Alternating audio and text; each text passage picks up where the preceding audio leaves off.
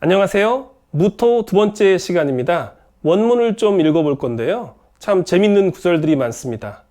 시작해 볼까요? 무토 고중 기중 차정 정읍 동벽 만물 삼영 수윤 물생 토조 물병 약재 간곤 파충 의정. 첫 줄부터 해석해 보겠습니다. 무토 고중. 무토는 이건 딱딱하다라는 뜻이죠. 중은 무겁다라는 뜻이고요. 무토는 견고하고 중후하다라고 뜻을 새깁니다. 이미 기자인데요. 이미 기자는 원래부터라는 식으로 뜻을 새기면 쉽습니다. 무토는 원래부터 중용을 지키고 있어서 또 발음을 얻었다라고 해석하죠. 그래서 중과 정을 이어서 중정하다라고 읽습니다. 즉 앞구절과 연결시켜 보면 무토는 고중하고 중정하다라고 뜻을 새길 수 있습니다. 재밌는 부분은 중용에 이르면 발음을 얻는다는 부분인데요. 이 부분은 옥편을 찾아보시면 이 정자는 평이라고 하거든요. 평은 평평하다 혹은 평등하다라고 뜻을 새길 수 있잖아요. 즉 치우침이 없다는 것이죠. 바른 것은 치우침이 없는 것이죠. 그래서 해석해 보면 중정하다는 것은 중용을 지키고 평등하다, 누군가에게 편중되어 있지 않다라고 해석하면 될 것 같습니다. 첫 줄은 이렇게 뜻을 새기면 될 것 같고요. 자, 두 번째 줄 해석해 볼까요? 두 번째 줄 참 재밌습니다. 정읍 동벽 만물 삼영.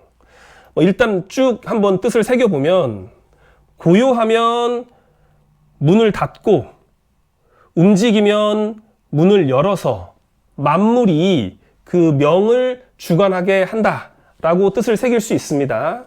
자, 요 정자부터 해석해 볼게요. 이 고요할 정자인데요. 우리가 명리 공부할 때 동정에 대한 개념은 많이 듣지 않습니까? 고요하다는 대표적인 음의 특징입니다. 그래서 음으로 읽을 수 있고요. 동하다라는 것은 양의 대표적 특징이죠. 그래서 양으로 읽을 수 있습니다. 그래서 뜻을 새길 때 정하다는 것은 음이니까 금수, 계절로는 가을 겨울을 말할 수 있고요. 동은 양이니까 목화, 계절로는 봄 여름을 말할 수 있습니다. 포함시켜 읽어보면요. 무토는 가을과 겨울에는 문을 닫아 걸고 봄과 여름에는 문을 열어서 만물이 자신들의 명을 주관할 수 있도록 한다라고 뜻을 새길 수 있겠습니다. 자, 세 번째 줄 해볼까요?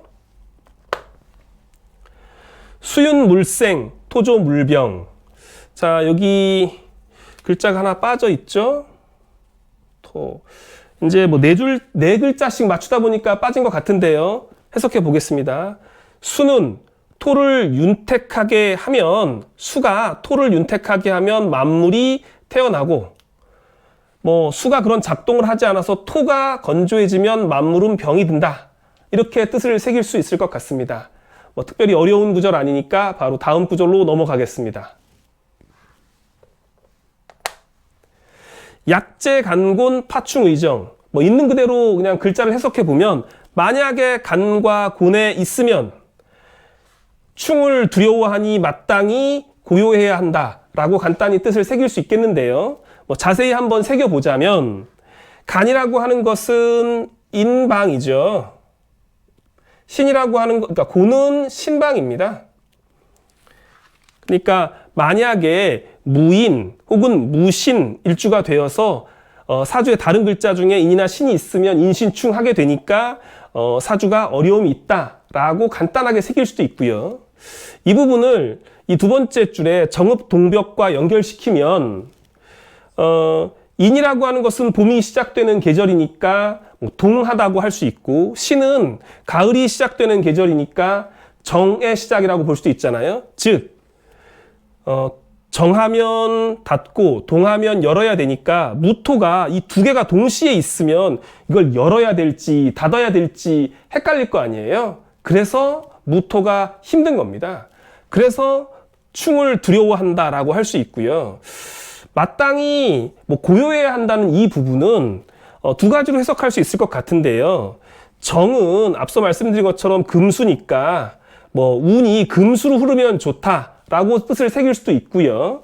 혹은 어떤 개운법으로 고요히 있으면 좋다. 즉 무토가 인신축을 만나면 이를 특별히 버리지 않고 고요히 있으면 탈이 없다라고 뜻을 새기기도 하고, 혹은 운이 뭐 금수로 가면 나쁘지 않겠다라고도 뜻을 새길 수 있겠습니다. 간단하게 한번 읽어봤고요. 이 밖에도 이제 해석 부분에서 만물 삼형의 경우에 이 부분을 무토가 만물에게 만물의 명을 주관한다라고 뜻을 새기는 분들도 있더라고요. 이제 마치 그 부분은 뭐 예를 들면 해석을 하면